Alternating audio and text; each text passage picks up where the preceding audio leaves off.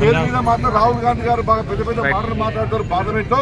మరి నేను రాహుల్ గాంధీ గారిని అడుగుతున్నాను, మీకేగిన అంబేద్కర్ గారి పేరు మీద గౌరవం ఉంటే వెంటనే 15,000 రూపాయలు మీరు ఇచ్చిన మాట ప్రకారం అనౌన్స్ చేయండి.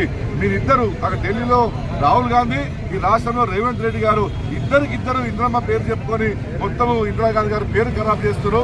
ఇవాళ కౌలు రైతులకు కూడా 12,000 రూపాయలు ఇస్తామని చెప్పి ప్రకటించారు. భూమి లేని రైతులకు కూడా 12,000 రూపాయలు ఇస్తామని ప్రకటించారు. ఇంతవరకు కూడా దానిపైన రూల్స్ కానీ రెగ్యులేషన్స్ కానీ జీవో కానీ ఏమీ లేదు. కాబట్టి ఇదంతా కూడా రైతులను నయవంచన చేయడానికి ఆడుతున్న డ్రామా. మేము వెంటనే డిమాండ్ చేస్తున్నాము, ఏదైతే నువ్వు రైతు డిక్లరేషన్ లో కాంగ్రెస్ పార్టీ చెప్పిందో ఎన్నికల ముందు రైతు భరోసా కింద వెంటనే 15,000 రూపాయలు ప్రకటించాలి.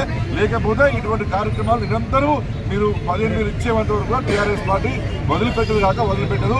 మా డిమాండ్ మీరు నెరవేర్చాలి. మేమంతా కూడా టీఆర్ఎస్ పార్టీ రైతుల వెంటుంటది. ఇవాళ రైతుల కన్నీరు చూడడానికి మాత్రం ఏకైక జెండా ఉందంటే అది మాత్రం కేవలం టీఆర్ఎస్ పార్టీ తెలంగాణ విషయం మేము ఖచ్చితంగా చెప్పగలుగుతాం. జై తెలంగాణ, జై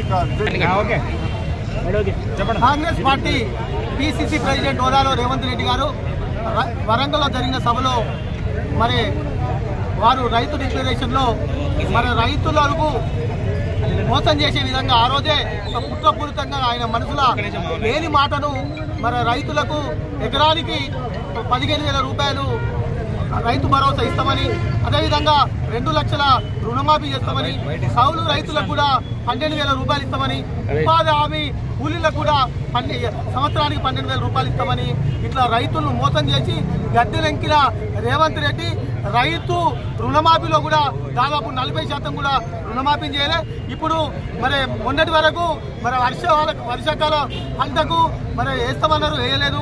దాని తర్వాత ఎండాకాలం పంటకు కూడా వేస్తామని ఎదురు చూసిన రైతులకు మోసం చేస్తూ క్యాబినెట్ మీటింగ్ లో వారు మరి మంత్రులందరూ కూడా ఆశ్చర్యపోయే విధంగా వాళ్ళ క్యాబినెట్ లో ఉన్న మంత్రులు కూడా మేము తిరగలేం బయట అని చెప్పినా కూడా మనం 15,000 నుంచి 12,000 ఎకరానికి 12,000 ఇస్తాం, అది కూడా సాగు చేసే భూములకు మాత్రం ఇస్తామని రైతులను మోసం చేసిన రేవంత్ రెడ్డి ప్రభుత్వానికి వ్యతిరేకంగా ఈరోజు బీఆర్ఎస్ పార్టీ ఆధ్వర్యంలో మరి ఇలా ఇక్కడ నిరసన కార్యక్రమం చేయడం జరుగుతుంది.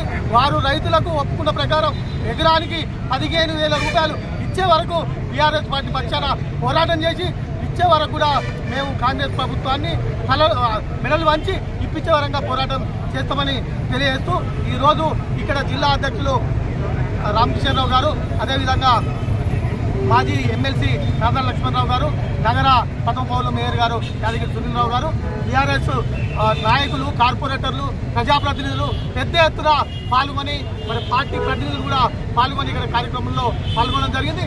ఇదే విధంగా ప్రతి ఒక్కరికి కూడా రైతు బీమా 15,000, రైతు భరోసా 15,000 వచ్చే వరకు పోరాటం కొనసాగుతుందని టీఆర్ఎస్ పట్టణ వారి ప్రభుత్వాన్ని హెచ్చరిస్తున్నారు.